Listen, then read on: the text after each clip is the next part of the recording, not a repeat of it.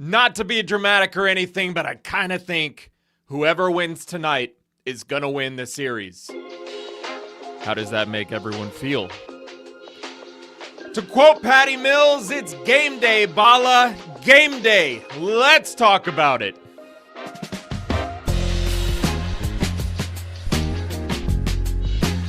You are Locked On Spurs, your daily San Antonio Spurs podcast, part of the Locked On Podcast Network. Your team every day.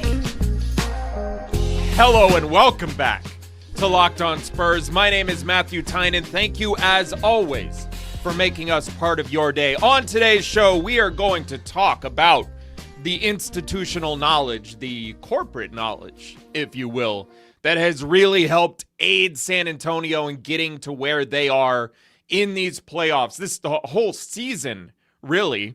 We're also going to talk about a couple of guys who San Antonio would really love to get off the schneid, and that would be the schneid? I think it's the schneid. The schneid, and in Julian Champagnie and Keldon Johnson. Their contributions would be very, very welcomed for the Spurs tonight. But first, as we always do on game day, it is three things that I am looking for this evening. And the number one, and this has been the number one theme of the series thus far, take care of the ball. That ain't changing tonight.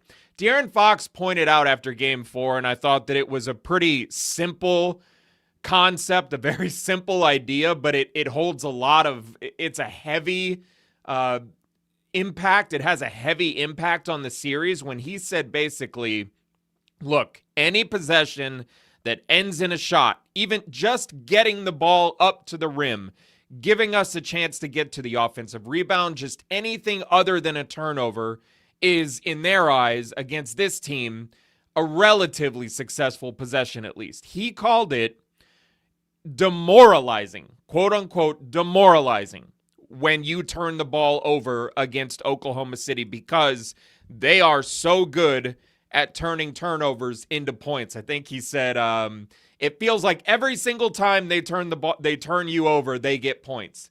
That's how it feels against the Thunder. Even if it's not necessarily true, that's just kind of how it feels.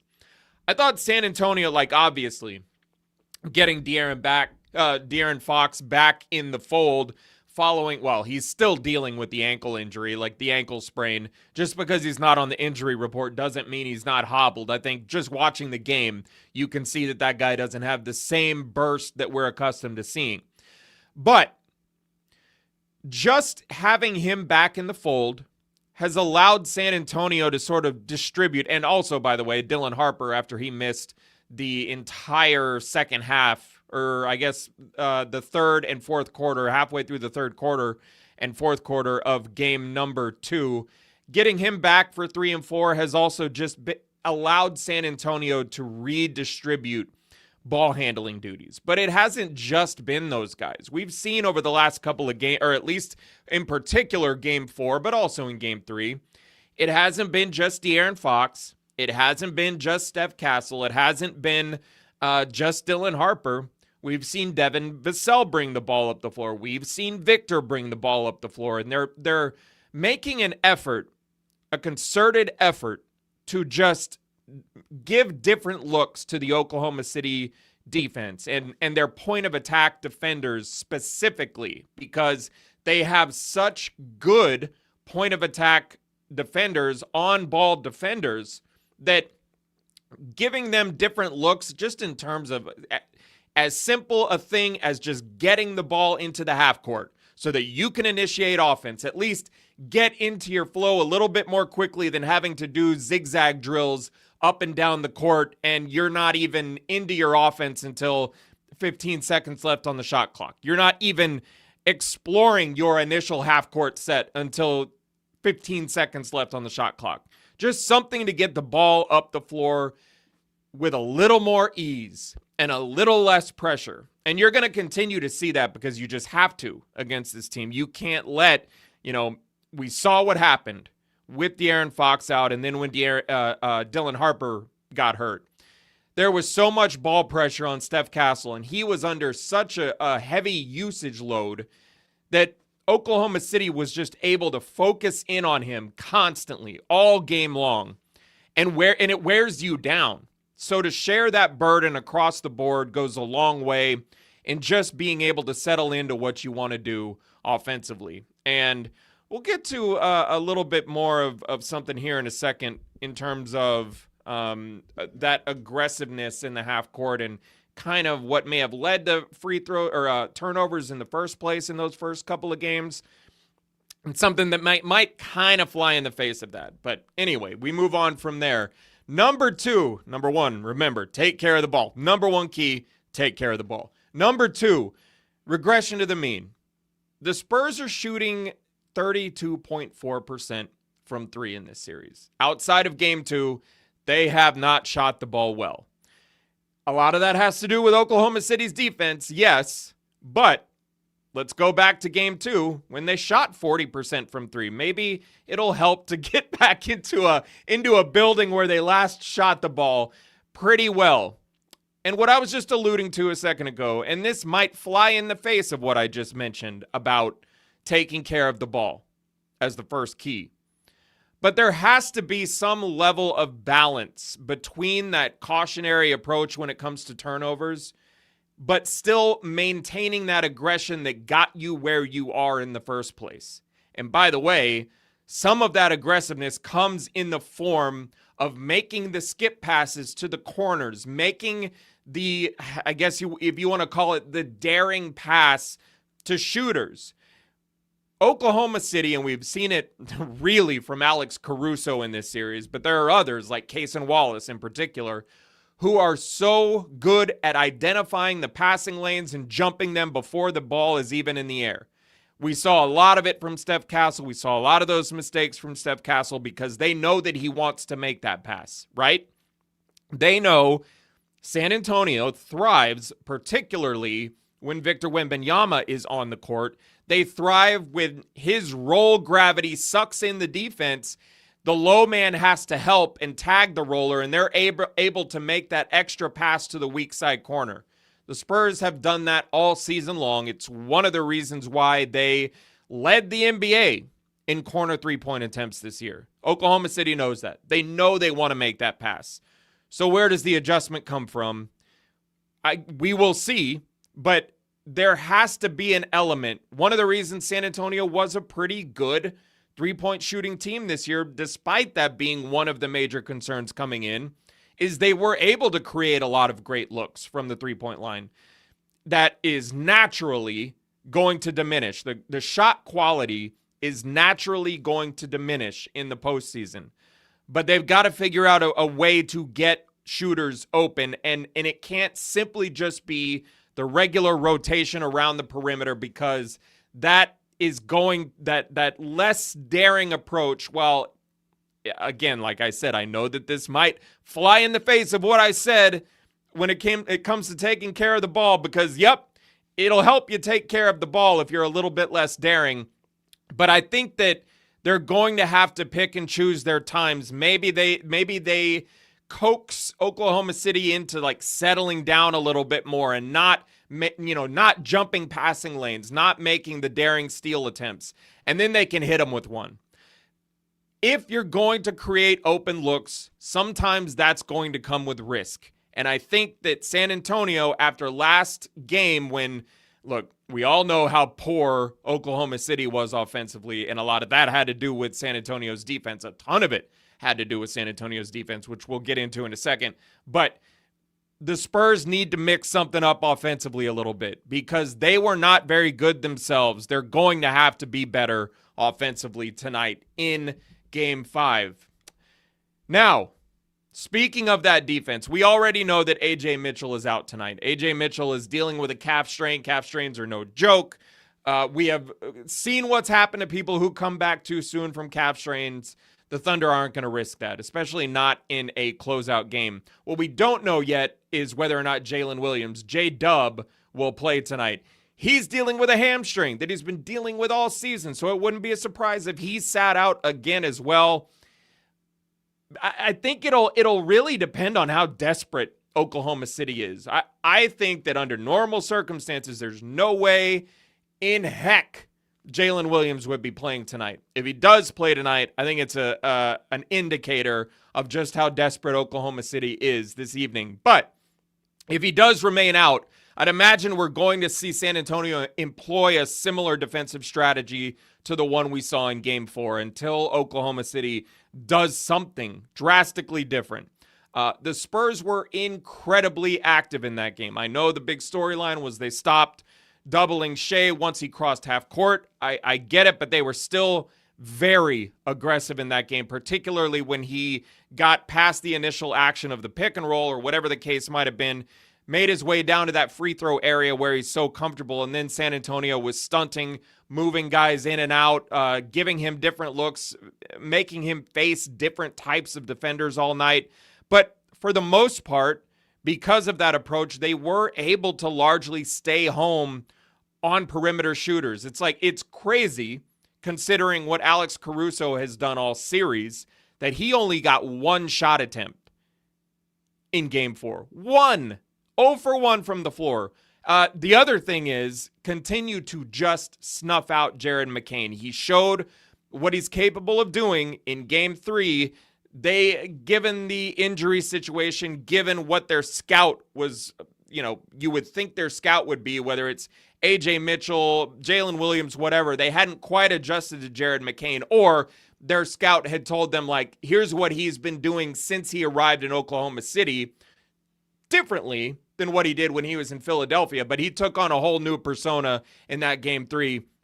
Credit to the Spurs for expeditiously snuffing that out, and I would expect them to do the same. Look, if Oklahoma City is without both of those guys, I think they're in big trouble, because the way San Antonio treated Shai Gilgeous-Alexander in Game 4 is going to be exhausting for him if he's forced to make all those shots over and over again, with contested looks. The majority of his shots were contested, all but 4 or 5 of them were contested, something crazy like that. So he is going to have a really difficult time if neither of those guys are playing in this game. Like I said, we already know AJ Mitchell is out. So I don't know, do a lot of the same stuff that you saw in Game 4, but offensively, they're going to have to pick it up. And again, don't turn the ball over, and you're going to give yourselves a chance. All right. In the next segment, we're going to get to Julian Champagnie and Keldon Johnson, who have both had, they've had rough offensive series, needless to say, or to say the least, however you want to put it. We'll be back in a second.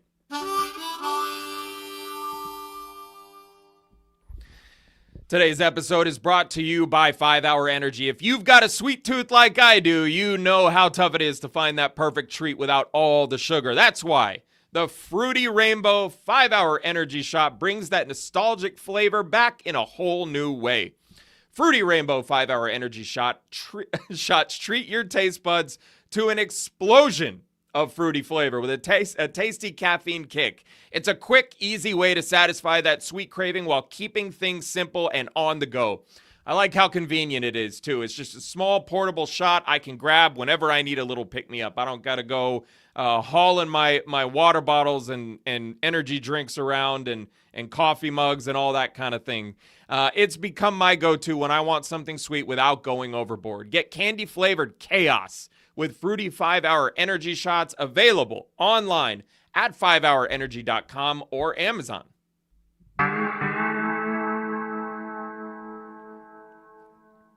All right, it is time to jump into the second segment of the day, but I first got to let you know about, if you're a hardcore Spurs fan, the Everydayer Club. Get Locked On Spurs ad-free with members-only Discord access by joining the Everydayer Club. Join at lockedonspurs.supercast.com. And if you're new to Locked On Spurs, please be sure to like and share our videos. Subscribe to the channel if you haven't already, and if you enjoy the show. All right, I am going to bring in Tyler, the producer, for this segment. We gotta, hello, sir. We got to have a chat about Julian Champagnie and Keldon Johnson, because we all know what this team looks like when those guys are contributing offensively. And it's not a shock kind of when you look at the offensive struggles that San Antonio has had this series. Sure, you can point to De'Aaron Fox, who missed 2 games. You can point to the fact that Dylan Harper got injured in game 2.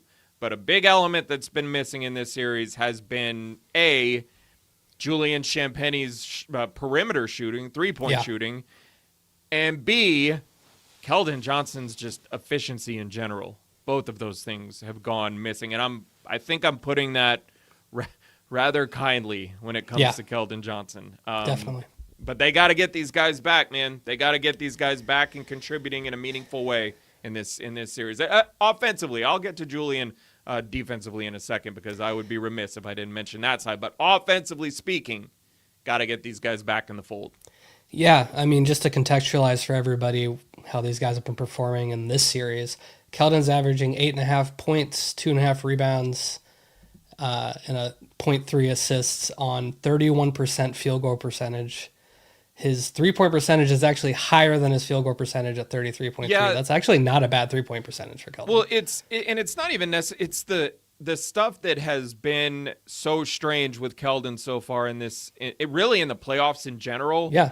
Is his Getting in the finishing paint. around the rim, and it's like it almost looks like it's starting to get in his head a little bit because the reason I say that is because instead of just going through guys, I know these are good defenders at this level of the season, at this point of the season. These are good defenders. They have size. They know his scouting report really well, but he's missing a lot of the stuff inside that we saw him connect on all season long, and I think it's gotten him in his head to the point where once he gets in there, you see him he just stops and he starts to like pivot around and look for the hook shot, but they're waiting on it.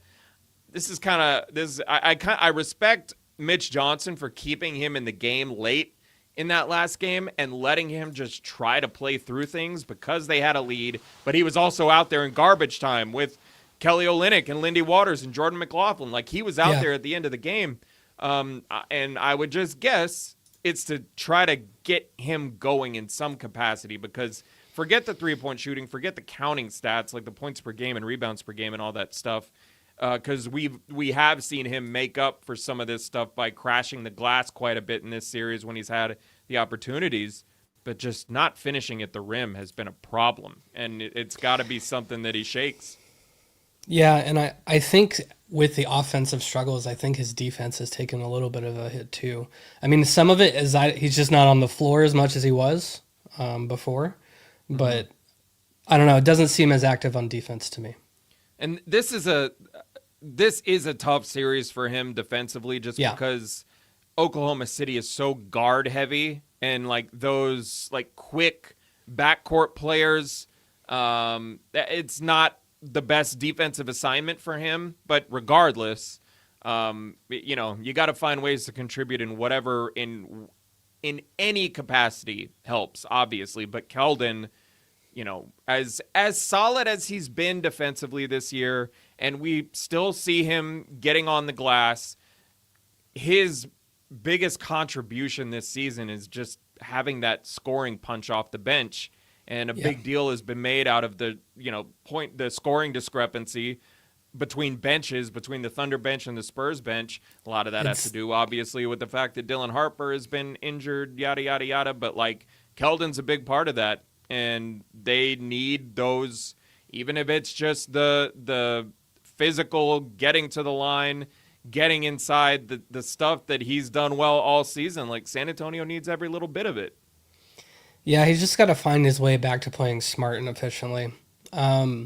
Julian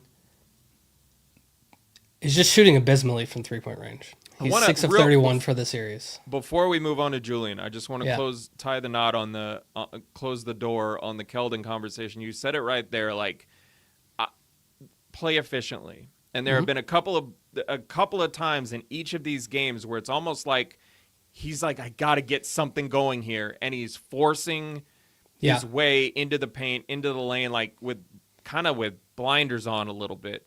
And Keldon is not a selfish player. I think we've all come to realize that. There's almost like something where he's like, I have to get something going. I have to contribute in some way. And it takes him out of his element where he's more free flowing and reacting to the game itself. And I feel like I said already, and like we'll move on to Julian here right now. But it's like there's just something that's got to click. And like I said, I appreciate Mitch Johnson leaving him in the game to see if he can get going a little bit. But yeah, you never know, man. Keldon is one of those guys that all it takes is a couple of easy buckets or a dunk, and he's right back in it. The head's right back in it. So we'll see. And like I said, I mean, 6 for 18 from 3 for the series that's perfect for Keldon. He doesn't need to shoot from 3 any better than that. So. It's been funny though. It's like he'll hit a 3, and then the next one he takes is an air ball. It's like, calm down, dude. Just like take a deep breath. Yeah. He's been all over the place in this series. So on to Julian. Julian, I interrupted you in the middle of your reading the stats on his shooting. Averaging a little under 8 points per game, but the thing that concerns me is 6 for 31 from 3-point. Obviously, Julian mostly takes 3-pointers, so his field goal percentage is really low.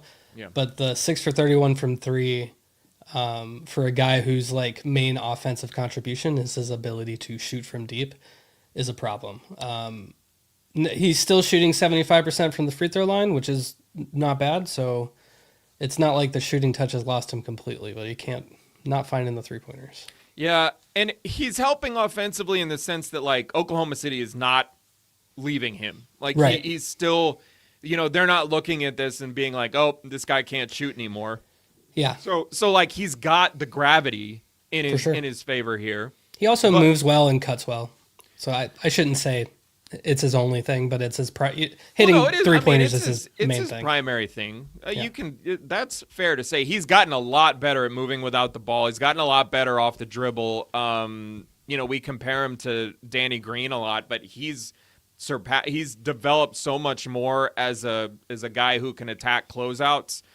He's developed a lot more in that way than Danny Green ever really did. I do grit my teeth a little bit every time he drives to the rim still, but that's okay. Yeah, it's so I used to be concerned that every time he started dribbling he was about to turn the ball over, and I don't really necessarily feel that way anymore. It's not that bad anymore, yeah. But Julian is another guy who's like, once he sees one go in, that it can really get him going. That hasn't always been the case, but we shall see. He's so expressive. It was really funny last night. He hit one like after a whistle that didn't count, and you just saw him be like, just like annoyed. Yeah. He's a entertaining dude. I've enjoyed watching him, his confidence grow, and just the way he interacts with fans and opposing benches and players and stuff like that. I will say this about Julian Champagnie though, and this shows you how valuable that dude is. The rebounding, yes, and maybe not necessarily the on-ball defense, but just the defense in general, particularly from the weak side. And we've seen him get a number of blocks in this series. I feel like he had multiple plays at the rim defensively last game. So like he is a really valuable player in that sense. Like the Spurs are only allowing, I looked it up in this series there, and granted, Game 4 is going to skew things a lot because of how futile Oklahoma City's offense was in that game. But the Spurs are 5 points better defensively per 100 possessions when he's on the court. Wow. He's been like the Julian Champagnie lineups have been really good. Think how much better they're going to be if he can actually start knocking 3-pointers down. And I shouldn't say really good, and simply because of the fact that he hasn't been hitting threes, but they have still been winning basketball. They've still been playing winning basketball. They have outscored the Thunder when Julian Champagnie has been on the court this series. So that just like shows you the overall impact that this dude has. And man, if he can just start knocking down threes. Absolutely. It's been encouraging to watch his defense stick around. He's averaging a block a game and 3/4 of a steal a game in this series. So he's doing his job. He's doing his job on that and just side under of the 6 floor. rebounds, which as many rebounds as everyone else can get as possible, because Victor can't grab them all by himself. He almost can grab them all by himself, but he can't grab them all by himself. We've already seen evidence of what happens when Oklahoma City gets the offensive rebound. They make you pay. All right. Last segment coming up. We are going to get into the just general, like, as young as this team is, the institutional knowledge that surrounds the entire group is just it has to be incomparable across sports. We'll get to that in a second. Today's episode is brought to you by FanDuel. The conference finals are here, where every possession matters, every matchup is magnified, and every game can swing a series. Like I said at the top, I kind of think whoever wins tonight is going to win the series.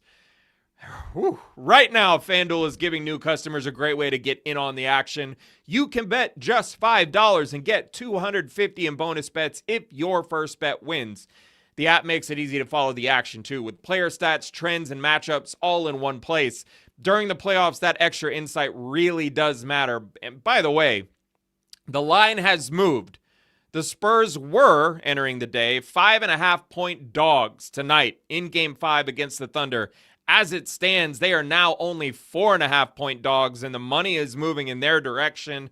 Take that how you will. Maybe people don't think Jalen Williams is playing tonight. I don't know, but worth looking into. Head to FanDuel.com to get started. FanDuel, play your game.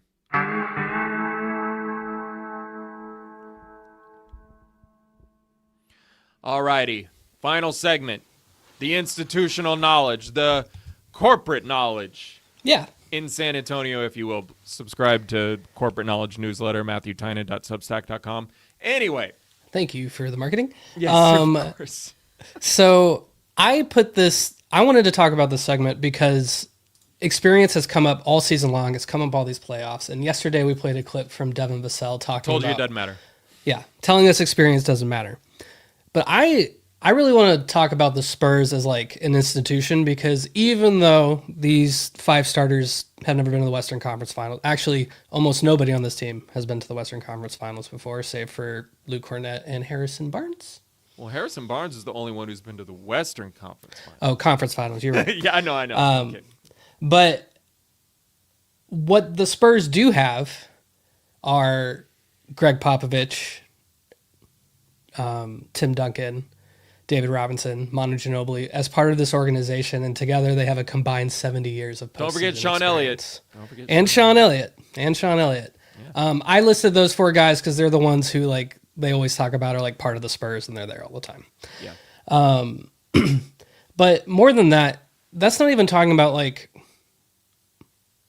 all the front office people, whether it's the big names, the GM, or their assistants and the people who've been working there for decades. Look, man, R.C. Buford still plays a major role within this team. Like, I know that he made that transition whenever it was, 2018, 2019, somewhere in there. He made the transition to CEO, but, like, he is still very involved in the everyday of the San Antonio Spurs. So it's R.C. Buford, too. So can't forget that one.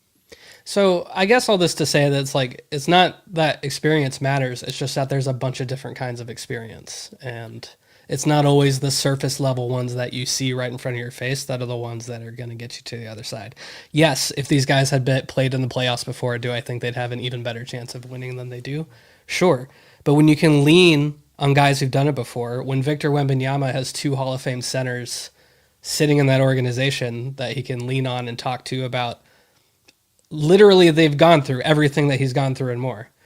I think that kind of stuff makes a big difference. And it's something that not just in the NBA, but across sports, you don't really see that stuff anymore. Like, teams have new coaches every season. If you're the Kings, like 3 at a season once. Like, it's... Hey, and the Spurs have nuns, too. Correct. But That's true.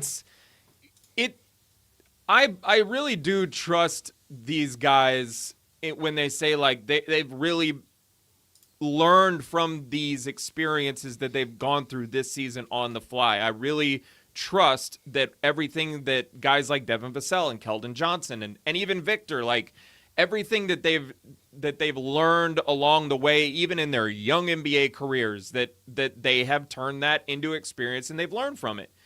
I believe them when it comes to that, but I have a hard time believing, let's just say there's this hypothetical world where all of these young guys that comprise the main core of this rotation I have a difficult time believing that if they were doing this, and by the way, Mitch Johnson included, who's a first-year head coach, I have a hard time believing that they'd be where they are today if they didn't have Popovich, Buford, Duncan, Manu, like all the experience that exists in that building. Because, and I'm just sort of envisioning this, there is only so much that, and this goes for all of us in every walk of life when it comes to our mentors or our teachers or the people that we lean on for experience. There's only so much they can tell you, right? Right. You have to learn a lot for yourself, so give the Spurs credit for that. But when I look back at some of the people who have taught me along the way or mentored me along the way, I always can go back and think like they were right about that because this happened. They were right about that because this happened. So they can kind of fill your ear, and in this case, the collective around San Antonio can be in the ear of these players and say, watch out for this and watch out for that. And don't worry, this is normal and that's normal and this is what you're going to experience. You can sort of mentally prepare, or at least it's in the back of your mind when you hear that stuff. But then when you go through it, you have a much better sense of what you're reacting to, if that makes sense. Like you are already prepared in some capacity for what you're going to encounter. That in turn makes it easier to adjust. And what I've been really honestly like amazed by all season long is the way this team has responded to the down the pits kind of along the way, the troughs of the season. Mitch Johnson talked about it. Victor Wembanyama talked about it after Game 4. The fact that these guys have had a competitive response. That's the quote that they've used all season. Competitive response. And they've been so good at it all season. They have yet to lose 3 games in a row this season. Like, that's incredible when it is. When you have such a young roster. So, like, their ability to absorb and internalize what they just experienced, what was difficult, what worked, all of it, the good, the bad, the ugly, everything. Their ability to internalize it and learn from it and react to it in a healthy way has been one of the elements that's gotten them there. And I just don't think that without the institutional knowledge that exists in that building, that it would have been as easy for them to do so. I think that there has just been sort of this perfect marriage of personnel, players, staff, basketball royalty in the background. I just think it's been a perfect marriage this season and will only continue into the future. Look, there's a reason when the Houston Rockets did not get the number 1 overall pick that Victor Wembanyama shook his fist pump in celebration. Because he knows if he'd been drafted by the Houston Rockets, they would not be sitting where we are right now. For you Spurs fans, I will take any opportunity to take a shot at the Rockets. Yeah, I was going to say, we don't know that for sure. Victor's pretty good. Okay. I do know. You do know. I know. Okay. Yeah. Well, on that note, big game tonight, friends. Thank you all for making Locked On Spurs your first listen, where we cover the San Antonio Spurs every single day. Subscribe and follow us wherever you get your podcasts so you get all the latest episodes. And remember, after every game, and that includes tonight's, you can join Casey Vieira and Devin Brown on the postcast on this channel right here. You can find me on Twitter at Matthew_Tynan. And speaking of institutional knowledge, you can find me at the Corporate Knowledge newsletter at MatthewTynan.substack.com. Tyler, where can they find you, sir? You can find me over at Instagram at Tyler Prince Film, over on Substack at thevideoman.substack.com, or running the Locked On Spurs Instagram page. If you like memes in your stories, that's the place for you.